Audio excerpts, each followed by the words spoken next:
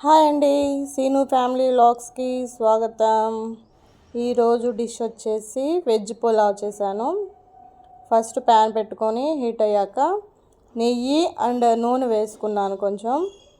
తర్వాత మసాలా దినుసులు వేసాను.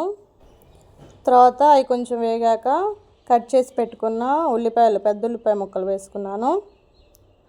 అవి కొంచెం ఫ్రై అవ్వాలి. తర్వాత కట్ చేసి పెట్టుకున్నాను వెజిటేబుల్స్ అన్నీ, పచ్చి బఠానీ, క్యారెట్, బీన్స్, బంగాళదుంప ముక్కలు అండ్ మీల్ మేకర్ కూడా వేడి నీళ్ళలో వేసి పిండేసి పక్కన పెట్టుకున్నాను.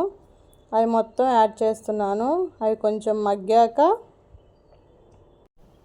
తర్వాత అల్లం పేస్ట్ యాడ్ చేస్తాను. నేను ముందే యాడ్ చేయను అల్లం పేస్ట్, అది కూడా పిల్లలకి పెట్టేది కాబట్టి కొంచెం లైట్గా మసాలా తగ్గించే వేస్తాను. చూసేయండి, వెజిటేబుల్స్ అన్నీ కొంచెం ఫ్రై అవుతూ ఉన్నాయి.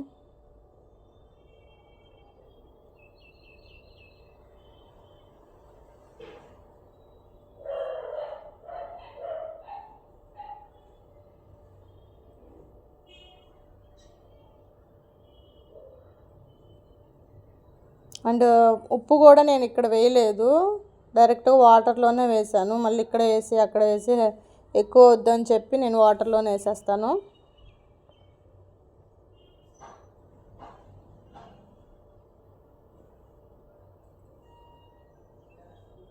ఇప్పుడు వేసాను అల్లం పేస్ట్. అదంతా బాగా వెజిటేబుల్స్కి పట్టించి కొంచెం ఆ పచ్చివాసన కూడా పోయిద్ది అందులోనే.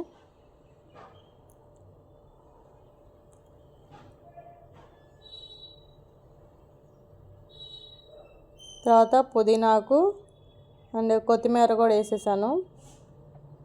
పలావ్ అంటేనే, బిర్యానీ అన్న పలావ్ అన్న మస్ట్ అండ్ షుడ్గా పుదీనా ఉండాల్సిందే. పుదీనా అండ్ కొత్తిమీర, ఆ ఫ్లేవర్, ఆ బిర్యానీ ఫ్లేవరు, ఆ పలావ్ ఫ్లేవర్ అంతా పుదీనాతోనే యాడ్ అవుతుంది. తర్వాత ధనియాల పొడి వేసుకున్నాను కొంచెం. తర్వాత వాటర్ కూడా యాడ్ చేసుకున్నాను. బియ్యానికి 2 గ్లాసులు వాటర్ తీసుకున్నాను, నీళ్ళు. తర్వాత వాటర్ మరిగాక వాటర్లోనే సాల్ట్ కూడా వేసేసాను నేను. వాటర్ మరిగాక రైస్ వేసేసుకొని ఫైనల్గా వెజ్ పులావ్ రెడీ అయిపోయింది.